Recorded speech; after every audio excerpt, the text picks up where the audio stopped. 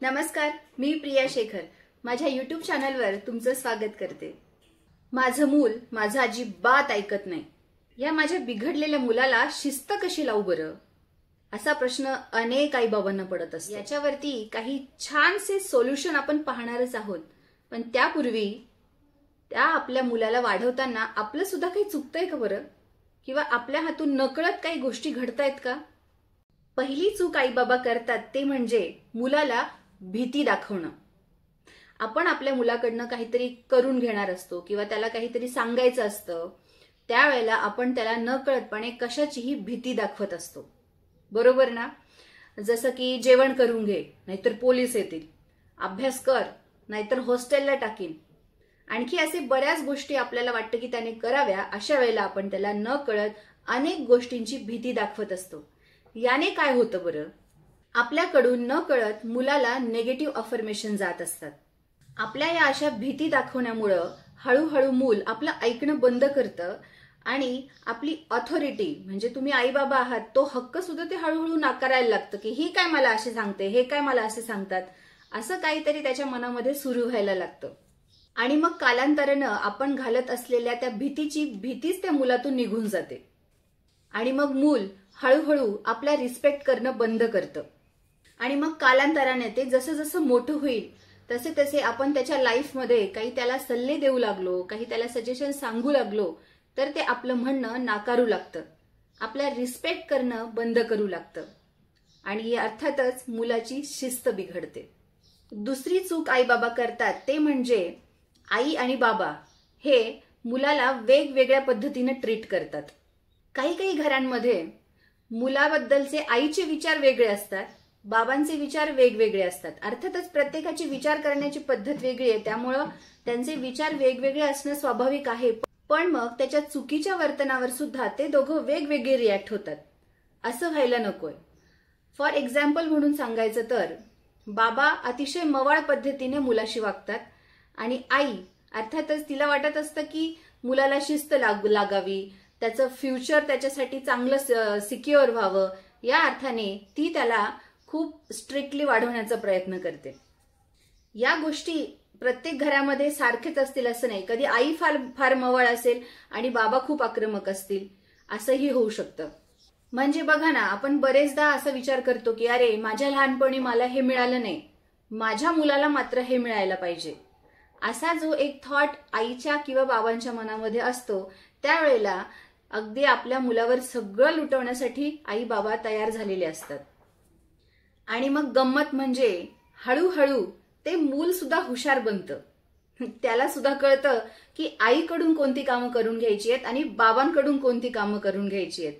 घरातले घरात ते मूल पॉलिटिक्स खेळू लागतं आणि मग हळूहळू एक वेळ अशी येते की ते न बाबांचं ऐकतं ना आईचं ऐकतं आणि त्याची शिस्त पूर्णपणे बिघडते। आता तिसरी चूक आई बाबा जी करतात ती म्हणजे मुलाला प्रत्येक गोष्टीला होकार देणं।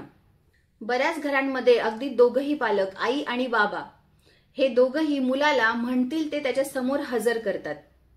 त्या मुलाला त्या वस्तूची कालांतरानं व्हॅल्यूच राहत नाही, कारण त्याला वाटेल तेव्हा वाटेल ते अवेलेबल आपण करून देत असतो।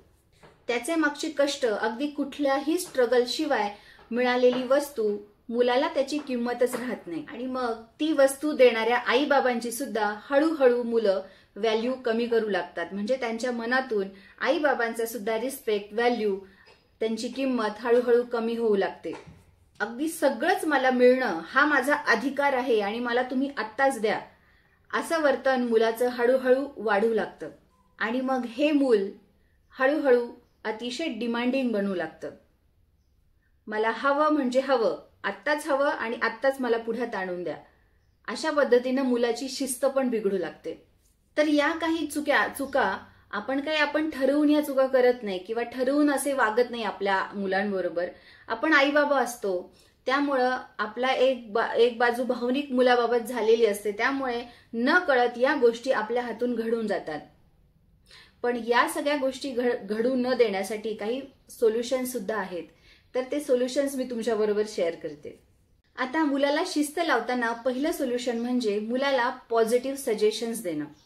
जसं की जेवण कर, तुला ताकद येईल, तुझी हेल्थ चांगली राहील.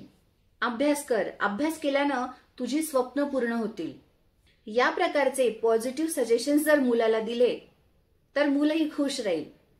त्यामुळे पालकांनी मुलाशी बोलताना त्याला काही सल्ले, सजेशन्स किंवा त्याला काही शिकवताना 2 सेकंद थांबून मनात आपण काय बोलणार आहोत त्याचा आधी विचार करावा आणि याचा परिणाम नक्की मुलावर काय होणार आहे याचा 2 सेकंद थांबून विचार जरी केला ना तरी आपण ठरवू शकतो की ही गोष्ट मुलाशी बोलायची की नाही बोलायची किंवा मग ही कोणत्या पद्धतीने बोलायला हवी.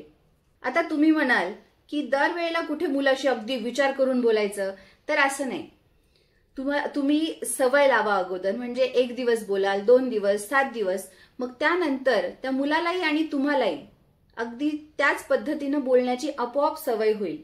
म्हणजे कुठलेही सल्ला देताना तुम्ही अगोदर त्या गोष्टीचा पॉझिटिव्हली स्वतःच्या मनामध्ये विचार करू लागाल आणि मग ती मुलापर्यंत जाईल आणि याची प्रॅक्टिस झाल्यानंतर तुमच्यातला संवादच अगदी पॉझिटिव्ह होऊन जाईल. दुसरं सोल्युशन आहे ते म्हणजे मुलांना मॉरल स्टोरीज सांगणं. छान छान गोष्टीतून, चांगला चांगला मेसेज देणाऱ्या गोष्टींमधून मुलाला चांगले सल्ले आपण देऊ शकतो नकळतपणे छान छान गोष्टींमधून. या गोष्टी मुलाच्या गळ्यात इतक्या सहज उतरतात आणि म्हणजे त्यांच्या मेंदूमध्ये तो मेसेज त्या गोष्टी रूपातून इतका सहज उतरतो की आपल्याला सुद्धा समजत नाही. आणि या गोष्टींमधून मिळालेला मेसेज किंवा मॉरल हे मुलांच्या लॉंग टर्मसाठी लक्षात राहतं आणि नकळतपणे अशा गोष्टींमधून मुलांवर चांगले संस्कार सुद्धा घडू शकतात. आता गोष्टी म्हणजे छान छान प्राण्यांच्या गोष्टी असतात, पक्ष्यांच्या असतात, आपल्या संत परंपरेतल्या संतांच्या असतात किंवा छत्रपती शिवाजी महाराज, संभाजी महाराज, आपले जे फ्रीडम फायटर्स होते त्यांच्या सुद्धा छोट्या छोट्या गोष्टींची छान छान पुस्तकं आता बाजारात उपलब्ध असतात. काय हरकत आहे, झोपताना एखादी छानशी स्टोरी मुलाला जर ऐकवली आपण, एक 5 ते 10 मिनिटं लागतात, पण त्या स्टोरीचा इम्पॅक्ट मुलाच्या मनावर खूप चांगला आणि लॉंग टर्मसाठी होतो. आणि आपण जेव्हा मुलाशी बोलतो त्यावेळेला आपलं आणि त्याचा बॉन्ड सुद्धा त्या गोष्टीतून खूप छान डेव्हलप होतो. अर्थातच मुलाला चांगली शिस्त सुद्धा लागते. तिसरं सोल्युशन आहे पॉवर ऑफ टीमवर्क. आजकालच्या आई बाबांना आम्ही चांगले पेरेंट्स होऊ की नाही याचं खूप प्रेशर आलेलं असतं. पूर्वीच्या काळी असं नव्हतं. म्हणजे बघा ना, आपल्या आई वडिलांच्या काळामध्ये आपण एकत्र कुटुंबात वाढलो, त्यामुळे आपला वेळ कसा जायचा आपल्यालाही समजायचं नाही. पण आता काय होतं, आई बाबा असतात मुलाच्या अवतीभोवती, त्यावेळेला त्या आईबाबांनी टीमवर्क करणं खूप गरजेचं आहे. म्हणजे कधीतरी आईचा पारा अगदीच चढला मुलावरती, ती ओरडू लागली, बोलू लागली, तर त्याच वेळेला आई बाबांनी तिला टोकण्याऐवजी बाजूला एकांतात गेल्यानंतर बाबांनी तिच्याशी चांगला संवाद साधणं हे गरजेचं आहे. त्यावेळेला मुलासमोरच आईला जर ओरडलं तर ती टीम कशी राहील ना. त्यामुळं मुलासमोर आईनी किंवा बाबांनी एकमेकांना टोकणं आधी बंद करावं. एका चांगल्या टीमवर्कचं उदाहरण मुलासमोर आई बाबांनी घालून देणं खूप गरजेचं असतं. मुलाच्या डेव्हलपमेंटवर याचा खूप खूप पॉझिटिव्ह इम्पॅक्ट होतो. आणि आई बाबांना हे आधी सांगणं आहे की तुम्ही माता पिता नंतर आहात, आधी नवरा बायको आहात, पार्टनर आहात. तेव्हा एकमेकांचा रिस्पेक्ट तुम्ही मुलासमोर केला तर मुलंही तुमचा रिस्पेक्ट करेल आणि तुमची छानशी टीम घरामध्ये तयार होईल. तुम्ही दोघं एकमेकांचे चांगले पार्टनर जेव्हा बनाल तेव्हा तुम्ही आपोआपच चांगले आई बाबा सुद्धा व्हाल.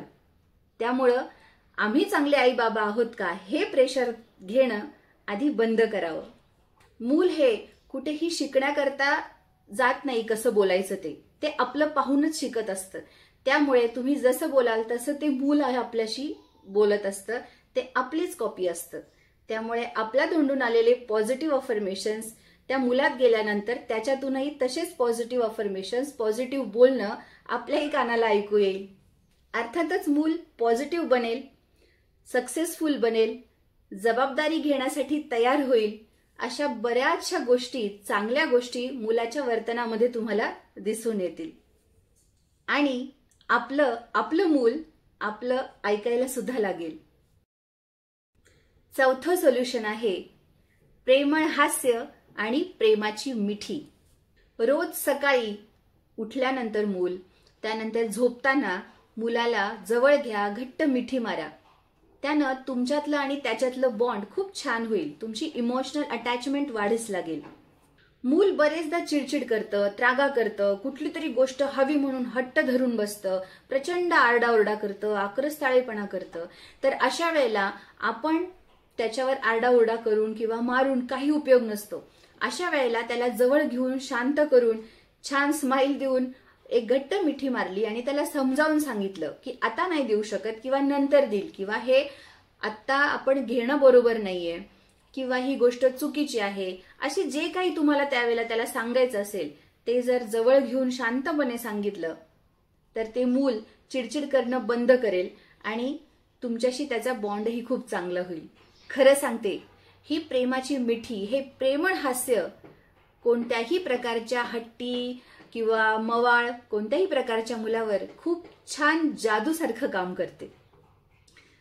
तसंही आजकाल फार एकत्र कुटुंब आता राहिलेली नाहीयेत.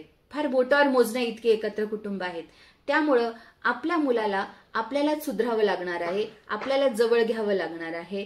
त्यामुळं आताची मुलं ही ओरडून मारून अजिबात नीट होणारी नाहीये, जी की आपल्या पिढीमध्ये आपण अगदी झोडून मारून पुन्हा अगदी चला जोडलंय मारलंय चला पळा, परत आपण फिरून घरी येणार, परत तीच दंगामस्ती करणार, परत प्रेमाने वागणार भावंडांशी, आजी आजोबांशी, काका काकूंशी. पण आता तसं नाहीये.